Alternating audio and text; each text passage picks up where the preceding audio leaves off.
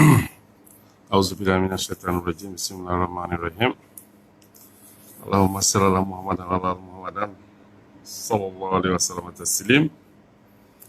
Je ne saurais commencer ce prêche sans remercier Allah subhanahu wa ta'ala, le parfaitement connaisseur de ce que nous divulguons et ce que nous dissimulons, le maître de Yaoum al-Qiyama, à celui qui appartient tout ce qui est aux cieux et sur la terre entre les deux, celui qui détient nos âmes, et celui qui nous a fait don du prophète Mohammed alayhi salatu wassalam comme miséricorde. Je prie Allah subhanahu wa ta'ala d'accorder sa miséricorde, sa grâce, sa sakina, ses bénédictions, ses bienfaits, sa lumière sur notre noble prophète. De lui accorder, comment dirais-je, tout ça à notre noble prophète Mohammed alayhi salatu wassalam, à sa famille, à ses sahaba et à tous ceux qui nous ont précédés dans la foi. Ya Allah, Amin. Je prie Allah subhanahu wa ta'ala de nous accorder une très bonne fin, cette fin-là qui est destinée aux vertueux, avec pour dernière parole, La ilaha illallah Muhammad Rasulullah sallallahu alayhi wa sallam. Je prie Allah subhanahu wa ta'ala de nous bénir avec des enfants vertueux, des enfants qui seront de très bons ambassadeurs de notre dîne, et des enfants qui seront meilleurs que nous sur le plan religieux, sur le plan éducatif, et puis sur le plan aussi social, Inch'Allah. Amin. Je prie Allah subhanahu wa ta'ala de bénir tous ceux qui sont à la recherche de l'âme sœur, Ya Allah, Amin, avec des personnes bien, des personnes vertueuses, des personnes, comment dirais-je, avec lesquelles elles pourront vivre leur vie ici et aller vivre aussi au paradis, Inch'Allah, Amin, que ce soit des hommes ou des femmes, Inch'Allah, Amin. Je prie Allah subhanahu wa ta'ala de guérir tous ceux qui sont malades, qui sont couchés à l'hôpital et même ceux qui sont sur pied, de leur accorder shifa, ceux qui sont à la recherche de leur denier, Ya Allah, de leur subsistance, qu'Allah les bénisse avec ça, car c'est lui le pouvoireur suprême. Alors, Alhamdulillah Rabbil Alamin, je voudrais parler de quelque chose qui me dérange depuis un certain temps. Une fois, j'en avais parlé, mais je n'ai pas parlé de ça exclusivement, mais aujourd'hui, je vais le faire exclusivement. Ce matin, très tôt, j'ai reçu, comment dirais-je, une vidéo de quelqu'un. Alors, souvent, je regarde les vidéos quand on me les envoie. Ça peut être des vidéos de prêche, parce qu'on apprend toujours. Malheureusement, aujourd'hui, quand j'ai ouvert la vidéo, les premières paroles, c'était des injures, c'était une grossièreté, une obscénité et sans commun. Alors, quelque part, j'ai automatiquement arrêté et j'ai interpellé cette bonne personne, alhamdulillah. La personne et moi, nous avons échangé, elle s'est excusée. Et je lui ai dit non, qu'il n'y avait pas de problème. Je n'étais pas fâché, j'étais seulement choqué. Et la vidéo ne devait pas venir à moi, Karim, ça devait partir à quelqu'un d'autre, mais ça a été une erreur. Alhamdulillah. C'était une vidéo d'une femme qui était en train d'insulter. Je n'ai pas tout suivi, je n'ai suivi peut-être seulement quelques secondes. Ce que j'ai vu, ce que j'ai entendu, j'ai coupé. Maintenant, la question que je me pose, c'est de savoir quel est le projet. Quel est le projet? Quel est l'objectif visé? La dernière fois, je crois que c'était le vendredi passé, il y a l'imam Mustafa qui était en train de parler des méfaits de Facebook. Il s'est beaucoup appuyé sur nos sœurs. Ses raisons étaient différentes. Et ça aussi, c'est l'une des raisons pourquoi les gens se disent que Facebook n'est pas bon. Moi, je dirais le contraire, 100%. Ce qui est bon, ce qui n'est pas bon, dans la vie, chacun de nous a un choix. Tu choisis d'être avec quelqu'un. Tu choisis de faire ce qui te plaît. À partir du moment où tu es majeur, tu es libre de faire ce que tu veux. Donc, Facebook est là, c'est une plateforme. Moi, aujourd'hui, ça me permet, moi, personnellement, ça me permet de véhiculer le message d'Allah. Ça m'a permis de connaître des gens aujourd'hui que je considère comme mes propres frères et mes propres sœurs. Des gens auxquels j'ai confiance plus qu'à ma propre personne. Ça, je les ai rencontrés grâce à Facebook. Donc, que quelqu'un vienne me dire que Facebook n'est pas bon, je te dirai full camp. C'est toi qui n'es pas bon. C'est toi, ta façon de penser qui n'est pas bonne. Sinon, Facebook est là. Facebook m'a permis de connaître Abdallah. Aujourd'hui, tout ce que je fais à Abidjan, il suffit que j'appelle Abdallah, il va être là. Sa mère est là, j'ai connu, aujourd'hui je connais la maman d'Abdallah, je connais toutes ses soeurs, je connais tous ses frères. Facebook m'a permis de connaître chaque soirée. Ça m'a permis de connaître Al-Moussa. Ça m'a permis de connaître, je ne cite que ces gens qui sont à Abidjan. Ça m'a permis de connaître Samantha. Et ces gens-là, Alhamdulillah Rabbil Alamin, qui ne sont pas liés à moi d'une manière ou d'une autre, mais aujourd'hui nous sommes soudés. À cause de ce respect mutuel, à cause de ce qui se passe entre nous. Ça m'a permis de connaître d'autres personnes à travers le monde. Aujourd'hui, pour qui, moi, Karim, je me réveille la nuit à 3 heures du matin et j'implore Allah subhanahu wa ta'ala pour leurs problèmes. Ça ne fait pas de moi un saint. Non. Je ne suis pas un saint. Quand je me lève, je prie. On ne sait jamais la prière de qui Allah va accepter. Donc, si je peux me permettre de faire des prières et pour moi et pour certaines personnes, je le fais. Et espérer qu'Allah va accepter. Il y a des gens, même cette nuit, à 4 heures, j'étais en train de prier pour une femme que j'ai connue sur Facebook qui m'a appelé hier pour me dire que son fils est en train de souffrir, de faire des doigts pour elle et son enfant. Je ne l'ai jamais vue, je ne la connais pas du tout. Facebook, moi, me permet de faire ça et ça permet à des milliers et des milliers, des millions et des millions de personnes d'en faire autant. Mais est-ce que ça veut dire que je dois utiliser Facebook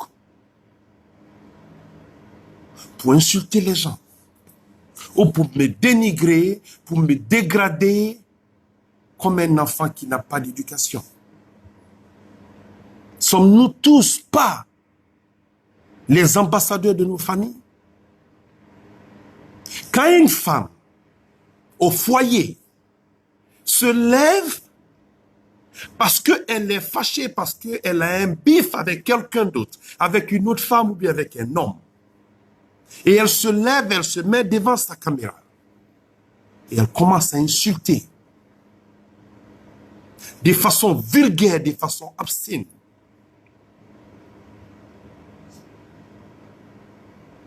Dis-toi qu'il y a des enfants qui sont là et que toi-même, tes enfants vont voir et tes enfants aussi ont des enfants, ont des amis.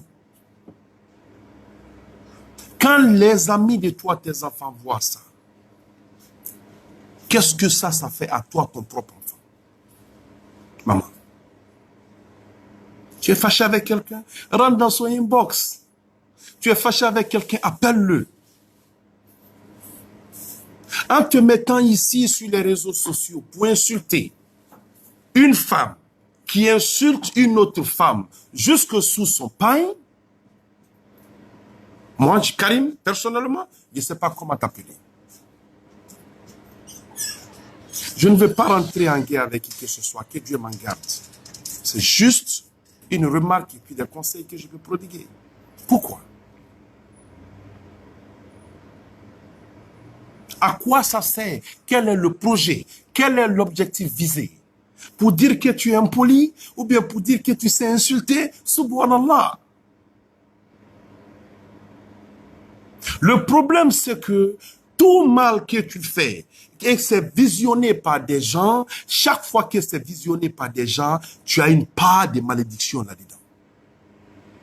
Tout bien que tu fais, quand c'est visionné par des gens, tu as une part de baraka là-dedans.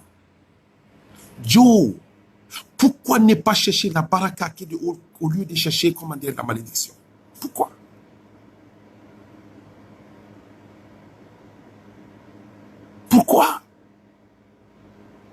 On a des sœurs aujourd'hui qui s'exposent sur Facebook.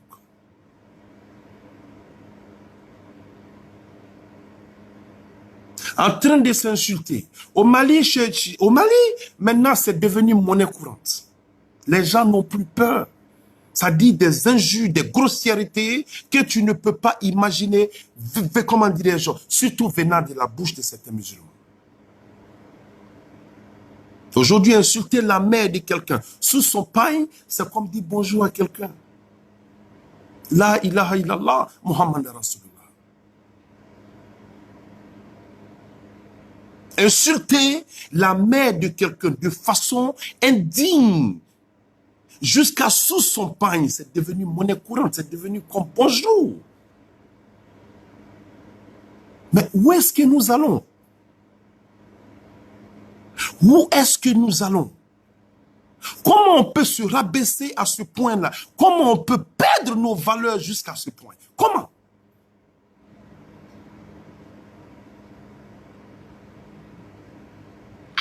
Joe, se rabaisser à ce point?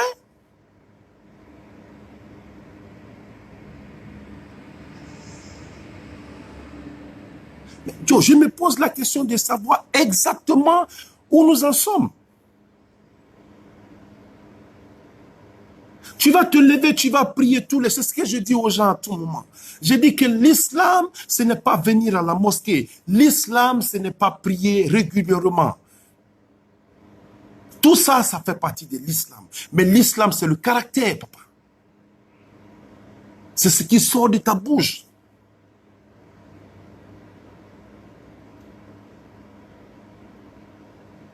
Comment je vis ma vie, les gens ne savent pas.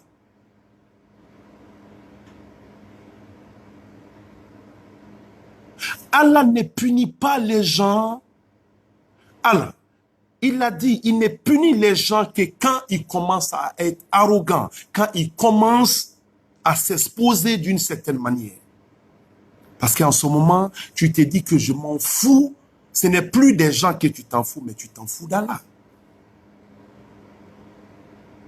Entre toi et puis Allah, il n'y a pas de problème. Mais à partir du moment où tu commences à sortir pour dire que je m'en fous, là, tu as cherché à faire. Appelez-vous pour essayer de trouver une solution à vos problèmes. Mais sur les réseaux sociaux,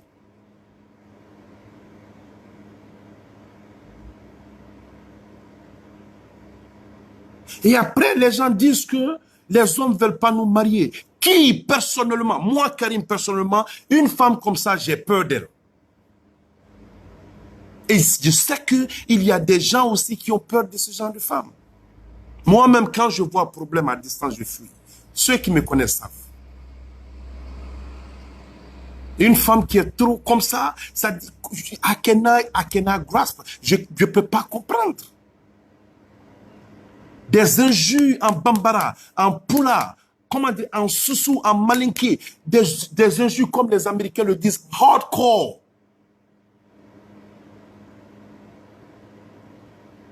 Mais Namagnon Sutra, Metami.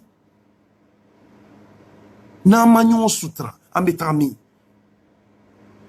Une femme va se lever parce qu'elle a le plein pouvoir. Elle a son écran, elle a sa connexion, elle va se mettre là et puis insulter une femme sous son pagne pendant que ce que tu es en train de sortir de ta bouche, tu détiens la même chose. Mais John et Lebou, qui tu es en train d'exposer en dehors de toi-même?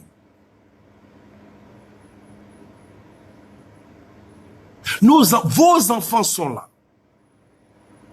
Quand tu veux que ton enfant soit un bon ambassadeur, mais il faut que tu lui enseignes la meilleure manière à la maison.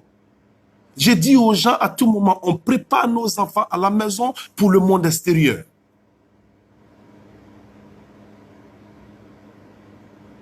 Tu prépares tes enfants à la maison pour le monde extérieur. Mais des gens comme ça sur Facebook qui sont en train de s'insulter de cette façon-là, je veux savoir quelle éducation ces gens-là inculquent à leurs enfants à la maison. Parce que tu t'en fous de ce que ton enfant pense, tu t'en fous du feeling de ton enfant. Même un voleur ne veut pas que son enfant sache qu'il est un voleur. Un menteur ne veut pas que son enfant sache que c'est un menteur. Un fornicateur ne voudra pas que son enfant sache que c'est un fornicateur. Parce que devant tes enfants, tu veux avoir la meilleure image possible.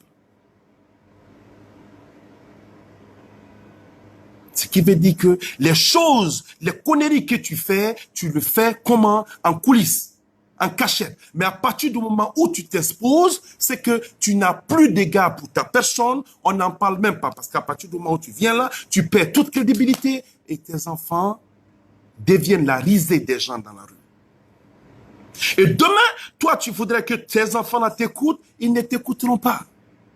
Parce que tu n'as pas pensé à leurs émotions, tu n'as pas pensé à leurs feelings, tu n'as pas pensé à leur état d'âme, tu n'as pas pensé à ce que les gens diront d'eux dehors. Pour dire, hey Joe, ça c'est ta maman qui est là. Ouh, ta maman, c'est pas possible. Même une pute, astaghfirullah, même une prostituée ne voudrait pas que son enfant se rende compte qu'il est une prostituée ou bien elle est une prostituée.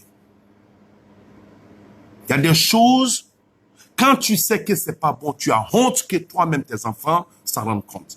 Mais quand tu t'exposes comme ça, je ne parle pas des filles qui font des vidéos sur Facebook. Non, je ne parle pas. Si vous voulez vous exposer, ça c'est votre problème à vous. Je ne parle pas de ça. Mais je parle des gens qui sont en train de s'insulter au nom de la politique, mais vous n'avez rien compris. J'ai un collègue un jour qui me disait, un conseiller, il me dit, Bakayoko, la politique c'est comme une vieille voiture. Écoutez très bien ça, ça m'a fait rire. Mais wallahi, j'ai réfléchi, je me dis, ouais, il m'a donné une très bonne définition. Il me dit, monsieur Bakayoko, la politique c'est comme une vieille voiture. Ceux qui la poussent le matin pour la démarrer, c'est pas eux qui montent dedans. Je viens, je pousse le gars. Je pousse sa voiture, le gars est assis au volant. Tout son problème, il n'arrive pas à démarrer, on doit pousser. Alors tu pousses la voiture pour qu'elle s'allume. Et quand la voiture s'allume, le gars ne s'arrête pas parce que ça va aller à distance et puis il va continuer, il va partir. C'est ceux qui sont devant, qui n'étaient même pas là, qui n'ont pas vu comment la voiture s'est allumée, ce sont eux qui vont prendre en route et puis il va partir. Vous vous dénigrez, vous vous rabaissez au nom de la politique, au nom des gens qui ne savent même pas où vous habitez, qui ne savent pas quand vous avez des maux de tête, qui ne vous connaissent pas, qui se foutent éperdument de vous. Vous vivez aux États-Unis, vous vivez en Occident, comment dirais-je, en Europe. Ces gens-là ne savent pas comment vous souffrez pour payer votre maison ou bien pour nourrir vos enfants. Ils ne savent pas. Et ça, c'est le malheur.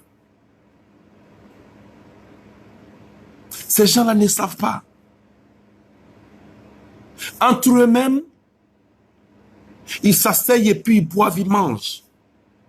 Je me rappelle quand je jouais au ballon en Guinée.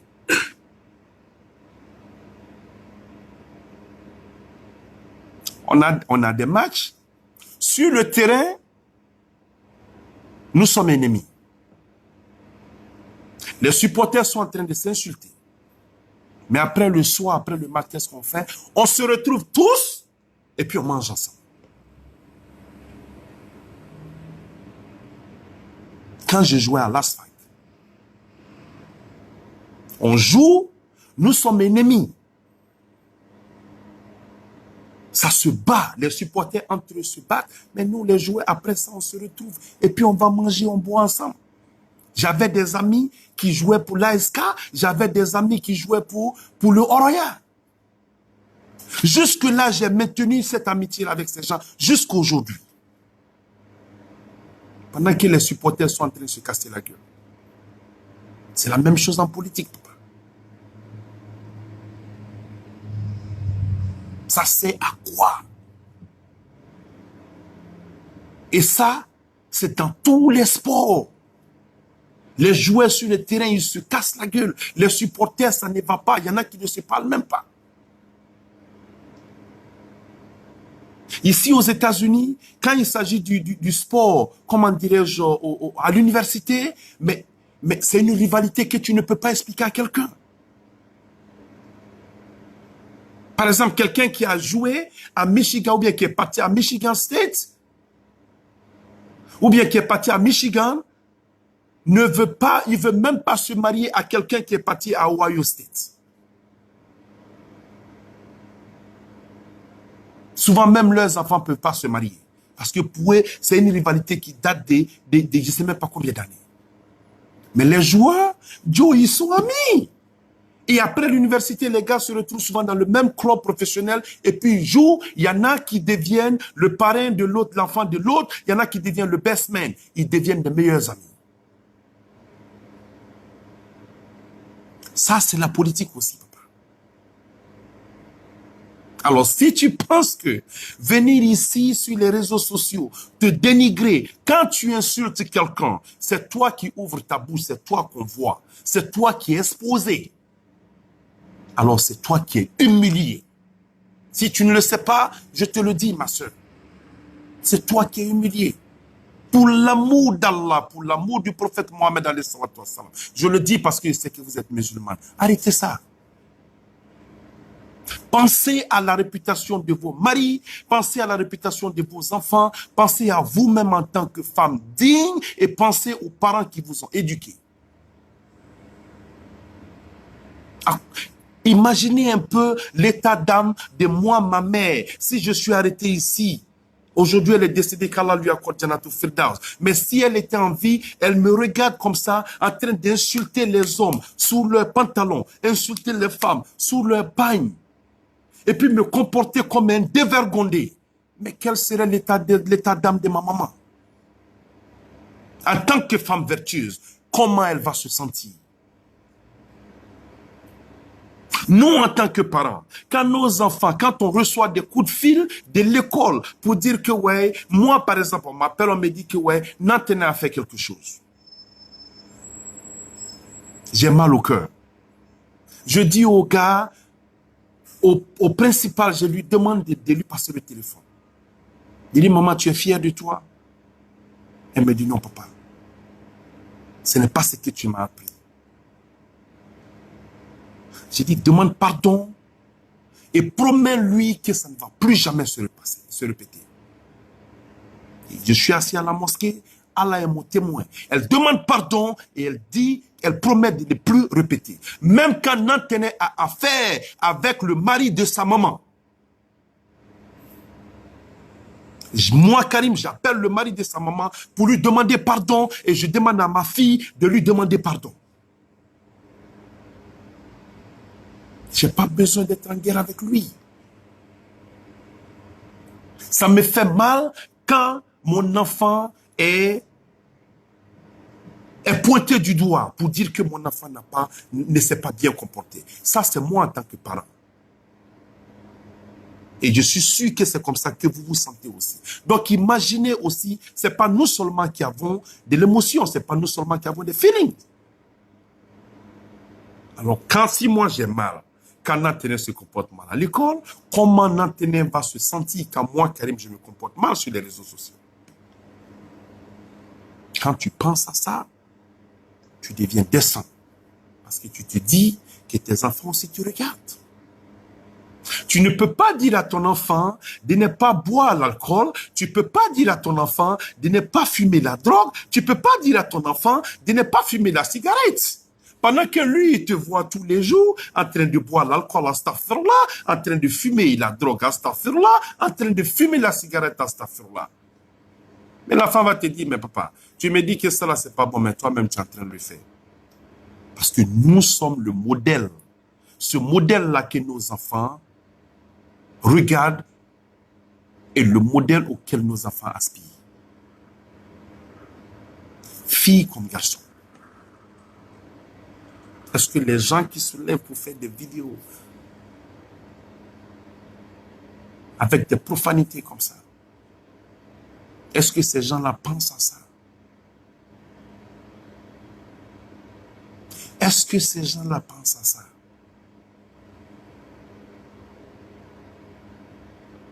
Yo, il faut se lever, maman. Il faut se lever, il faut réfléchir. Il faut te dire que ça ne t'arrange pas. Pour une femme digne, pour une femme honnête, pour une femme intègre, pour une femme vertueuse, pour une femme au foyer, pour une mère, pour une sœur, pour une fille, non. Allah rafira. Oba nama. Allah rafira, Allah rafira.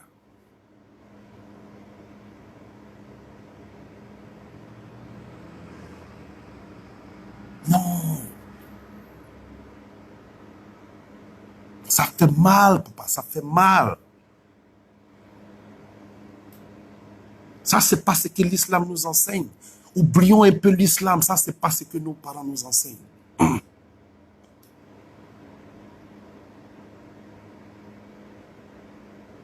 Alors, qu'Allah nous donne une très bonne compréhension, qu'Allah nous donne une très très bonne compréhension. Les injures sur Facebook à cause de la politique, non, laissez tomber ça. Et puis, ce n'est même pas seulement la politique. Même celles qui ont des problèmes avec leurs copains, ou bien la copine de leur copain, ou bien, comment dirais-je, la copine de leur mari, vous venez sur Facebook pour vous insulter de cette façon. Come on. La femme, c'est la discrétion souvent. La femme, c'est l'humilité.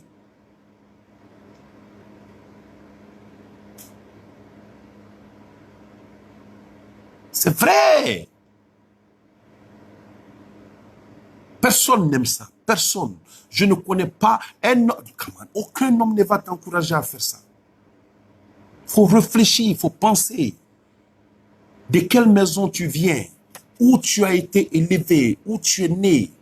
Les gens qui t'ont éduqué. Comment eux ils se sentent quand ils voient ce genre de truc? Tu y as pensé? Mes soeurs, je vous demande pardon. Allah Rafira, je vous demande pardon. Wallahi, au nom d'Allah subhanahu wa ta'ala, et pour l'amour du prophète alayhi salatu wa salam, pour vous-même, ya Allah, arrêtez ça. Les gens pour lesquels vous êtes en train de faire ça, come on. Les choses sur les réseaux sociaux, ça reste, ça reste. Un jour, tu vas à la Mecque, tu vas revenir, tu vas être assise, tu vas être Raja, tu vas être une bonne vieille dame et les gens vont te montrer ça. L'histoire est très, très têtue. L'histoire est têtue. Très têtue. N'acceptez pas que les gens renvoient ce genre d'images-là. Que les gens vous renvoient ce genre d'images des années plus tard. Vous vous insultez, vous ne vous connaissez pas. Vous vous insultez, vous n'êtes jamais vus. Vous vous insultez, vous n'avez rien en commun. Vous vous insultez sans aucune raison valable.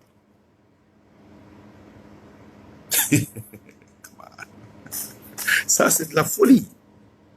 Ça, c'est de la folie. Wallah, c'est de la folie.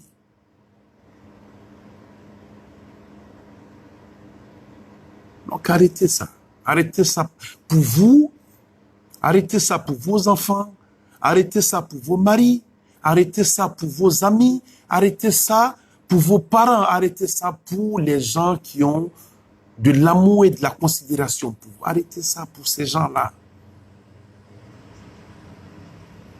Arrêtez ça.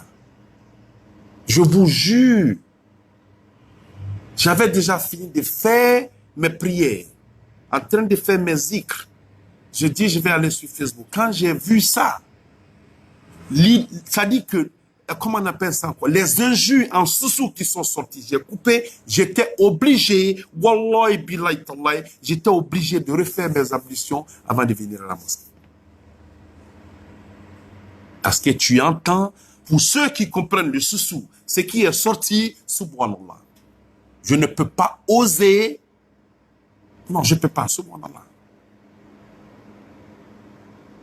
Moi, je disais toujours, j'ai dit que j'ai horreur des hommes qui insultent la femme d'une certaine manière. J'ai horreur de ça.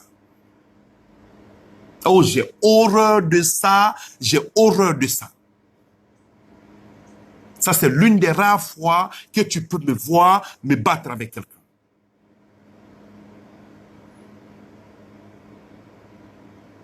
Mais quand tu vois des femmes s'insulter comme ça, là, tu te dis que le monde, les gens sont en train de perdre la tête. Les gens sont en train de perdre la tête.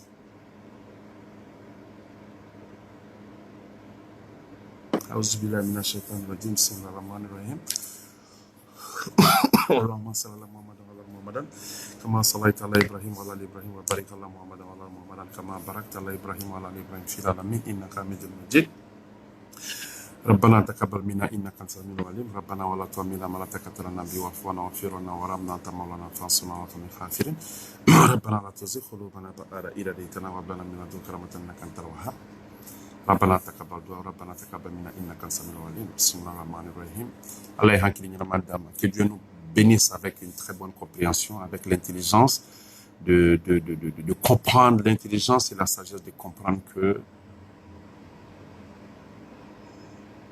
la décence est la meilleure manière d'être et que l'obscénité, comment dirais-je, la vulgarité ne peut pas être une bonne image pour qui que ce soit, que tu sois une femme, que tu sois un homme, ce n'est pas bien. Qu'Allah nous donne une très bonne compréhension. Qu'Allah nous bénisse, Ya Allah, avec des enfants vertueux. Que Dieu nous donne, Ya Allah, la sagesse de comprendre que nous, en tant que parents, nous sommes un modèle pour nos enfants et que nous devons soigner nos images nous-mêmes pour que nos enfants puissent, comment dirais-je, les suivre. Donc, pour tous ceux qui n'ont pas encore compris, je vous prie, Ya Allah, de revenir encore à la raison et d'oublier cette histoire de politique. Nous sommes tous les mêmes. Nous n'avons pas besoin de nous insulter pour quoi que ce soit. Quand tu veux parler, quand tu veux faire un débat politique, il faut avoir, comment dirais-je, faut avoir toute ta faculté et puis il faut avoir des arguments solides et valables. Il faut avoir des arguments solides et valables. Je le disais la dernière fois et j'ai dit que les records sont là. Quand j'étais en train de faire la campagne en 2015, je n'avais pas le temps d'insulter quelqu'un. Tout ce que je disais, ça devait être constructif. Constructif. J'ai pas besoin d'insulter le président, j'ai pas besoin d'insulter comment dirais-je, l'autre parti d'opposition, non. On va me poser des questions. Il faut que j'ai quelque chose à dire, quelque chose de constructif, quelque chose de positif. Mais tous ceux qui insultent, quand tu vois quelqu'un insulter, c'est par manque d'arguments. Sinon, quelqu'un qui est plein d'arguments, quelqu'un qui est plein de sens, quelqu'un qui a une bonne, comment dirais-je, pas forcément éducation, comment dirais-je, séculaire, mais quelque chose qui a quelque chose, quelqu'un qui a quelque chose de constructif à dire, voilà, il ne va pas se mettre là à insulter de façon grossière. Non. Il va essayer de discuter de façon intelligente pour faire passer, comment dirais-je, son opinion. Donc moi, je préfère ce genre de débat que de s'insulter, crier. Quand tu cries, que tu insultes les gens, comment? Alors, je vais vous laisser. Je ne voulais vraiment pas rentrer dans le courant aujourd'hui. Ça, là, en tant que membre de la communauté, en tant que, comment dirais-je, en tant qu'humain, en tant que musulman, je me dis que je me dois d'intervenir, de faire ce que je peux. Quand on parle des politiciens, quand on demande aux politiciens comment dire, de mettre de l'eau dans leur vin, de bien se comporter, tout ça, de tenir compte de la situation des citoyens, c'est aussi bon de parler aussi aux citoyens, de comprendre que s'insulter, s'entretuer, se battre entre nous, que ce n'est pas ça la solution. Un débat politique se doit d'être un débat réfléchi et mûr, sans obscénité. Sans vulgarité, non. Il faut être mûr, il faut être, comment dirais-je, bien informé, il faut être bien avisé, et tu t'assois, tu parles. Donc, s'il vous plaît, mes sœurs, arrêtez ce genre de truc, ok? Vous ne faites honte qu'à personne, mais qu'à vous-même. Je n'ai pas voulu ça. Comprenez que ce n'est pas une façon pour moi de vous insulter. Dieu le sait. Mais en tant qu'homme, je me dis que je dois le faire. Alors, je souhaite que les gens comprennent que cette vidéo serve de, comment dirais-je, de leçon et, comment dirais-je, pour certaines personnes. Pour ceux qui veulent comprendre, tant mieux. Ceux qui ne veulent pas comprendre aussi. Allah sait que j'ai fait ce que je pouvais faire. Et alors, salam alaikum wa rahmatullahi wa barakatuh.